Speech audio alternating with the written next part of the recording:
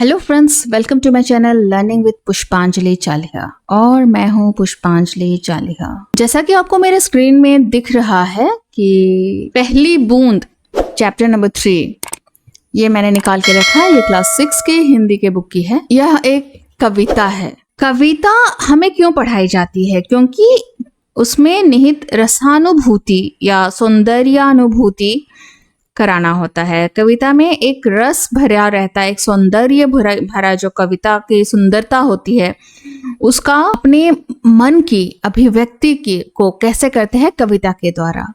बारिश के मौसम में हमें कैसा अनुभव होता है ये भी हमें कविता के द्वारा ही अपना अनुभव व्यक्त करना पड़ता है, या फिर कवि ने अनुभव व्यक्त की है हम सभी का होकर।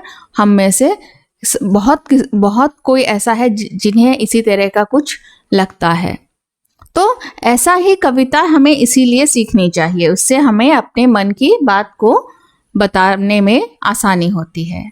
तो चलिए अभी कविता को पहले पढ़ेंगे, फिर उसके बाद सारांश को मैं बताऊंगी। वह पावस का प्रथम दिवस जब पहली बूंद धरा पर आई, अंकुर फूट पड़ा धरती से, नवजीवन की ले अंगड़ाई। धरती के सूखे अधरों पर गिरी बूंद अमृत सी आकर, वसुंधरा की रोमावली सी हरी दूब पुलकी मुस्काई। पहली बूंद धरा पर आई। आसमान में उड़ता सागर लगा बिजलियों के स्वर्णिम पर, बजा नगाड़े झुका रहे हैं बादल धरती की तरुणाई। पहली बूंद धरा पर आई। नीले नैनो सा यह अंबर, काली पुतली से ये जलधर, करुणा विगलित अश्रु बहाकर धरती की चिर प्यास बुझाई। बूढ़ी धरती शस्य श्यामला बनने को फिर से ललचाई। पहली बूंद धरा पर आई। कवि श्री गोपाल कृष्ण कौल जी ने यह कविता लिखी है, जिसमें कि गर्मी के मौसम के बाद जब पहली बूंद वर्षा की पड़ती है तो किस तरह का अनुभव होता है, इस कविता को पढ़ने से आपको अच्छे से पता चल जाता है। इस कविता के माध्यम से उन्होंने वर्षा के सौंदर्य का वर्णन बहुत ही सुंदर तरीके से किया है। इसमें कहा गया है कि धरती के सूखे होठों पर बारिश की बूंद अमृत के समान गिरते ही मानो वर्षा होने से बेजान और सूखी पड़ी धरती को नवीन जीवन ही मिल गया हो। कविता में हमेशा कुछ मीनिंग छुपे रहते हैं। धरती रूपी सुंदरी के रोमों की पंक्ति की तरह हरी घास भी मुस्कुराने लगी और खुशियों से भर उठी। पहली बूंद कुछ इस तरह धरती पर आई जिसका खूबसूरत एहसास और परिणाम धरती को मिला। यह वह पावस का प्रथम दिवस जब पहली बूंद धरा पर आई। पूरे साल का वह दिन जिस दिन गर्मी के बाद पहली बूंद धरा पर आई थी। गर्मी के मारे पूरा धरती सूखा पड़ा हुआ था, उसके ओंठ सूखे पड़े हुए थे। अंकुर फूट पड़ा धरती से, और गर्मी के मौसम में जितने भी आम की गुठलियां या जिस किसी चीज की गुठलियां पड़ी हुई थी वे सभी सूखी ही पड़ गई थी, लेकिन बारिश के बूंद के पड़ने के बाद उसमें से अंकुर फूट पड़ा था। किससे अंकुर फूटता है? बीज से। बीज से अंकुर फूटा था, नया जीवन बीज को मिला था, वो पेड़ का रूप लेने लगा था। आगे इस तरह से है। धरती के सूखे अधरों पर, अधर यानी कि होंठ, गिरी बूंद अमृत सी आकर। धरती के सूखे होठों पर बारिश की बूंद अमृत के समान गिरी, मानो वर्षा होने से बेजान और सूखी पड़ी धरती को नवीन जीवन ही मिल गया हो। वसुंधरा की रोमावली सी हरी दूब पुलकी मुस्काई। पहली बूंद धरा पर आई। धरती रूपी सुंदरी, धरती को सुंदरी के रूप में देखा गया है।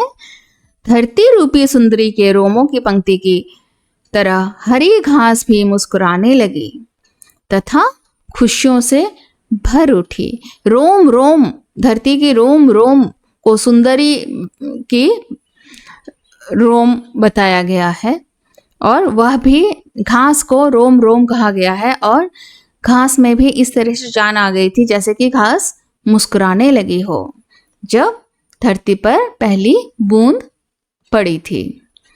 आसमान में उड़ता सागर लगा बिजलियों के स्वर्णिम पर, बजा नगाड़े जगा रहे हैं बादल धरती की तरुणाई, पहली बूंद धरा पर आई। यहाँ वर्षा ऋतु के आगमन पर धरती में आए परिवर्तन के सौंदर्य का वर्णन किया गया है। इन पंक्तियों के माध्यम से कवि कहते हैं कि आसमान में जल रूपी बादलों में बिजली चमक रही है। बादल जो होते हैं आसमान में हमें दिखते हैं, उसमें जल भरा होता है, उसमें बिजली चमक रही थी। जैसे सागर बिजलियों के सुनहरे पंख लगाकर आसमान में उड़ रहा हो। नीचे से देखने में ऐसा लग रहा था जैसे कि ऊपर पूरा बड़ा सा सागर है नीला, और बिजलियां जब चमकती है तो पंख जैसे दिख रहे थे कि पंख लगाकर आसमान उड़ा जा रहा है। बादलों की गर्जन सुनकर ऐसा आभास होता है कि वे नगाड़े बजा बजा कर धरती की यौवनता को जगा रहे हैं। नीले नयनों सा यह अंबर, काली पुतली से ये जलधर, करुणा विगलित अश्रु बहाकर धरती की चिर प्यास बुझाई, बूढ़ी धरती शस्य श्यामला बनने को फिर से ललचाई, पहली बूंद धरा पर आई। आगे कवि कहते हैं कि नीला आसमान नीली आंखों के समान है। नीला आसमान जो है उसे आंखें बताया गया है, और काले बादल उन नीली नीली आंखों की काली पुतली के समान है। जो काले बादल है नीले आसमान में, वो काले पुतली कहा गया है, मीन्स आंख के बीच में जो गोल सा काला होता है उसे। मानो बादल धरती के दुखों से दुखित होकर वर्षा रूपी आंसू बहा रहा हो। ऐसा लग रहा है जैसे कि धरती में इतना सूखा पड़ा हुआ था, और धरती में जितने सारे दुख है उसे देखकर आसमान अपने आंखों से अश्रु यानी कि आंसू बहा रहा हो। अश्रु यानी कि आंसू। इस प्रकार धरती की प्यास बुझ जाती है।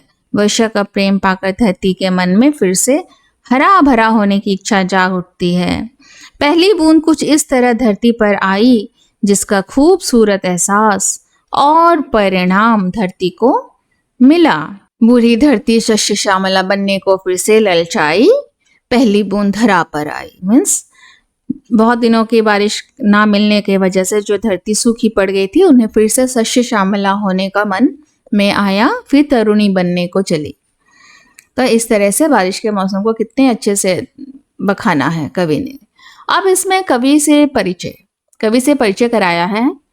धरती के सूखे अधरों पर पहली बूंद के गिरने का अनुभव दृश्य रचने वाले बाल साहित्यकार गोपाल कृष्ण कौल, ये बाल साहित्यकार है। वे मीन्स बच्चों के साहित्य को उन्होंने बहुत प्रभावित की है।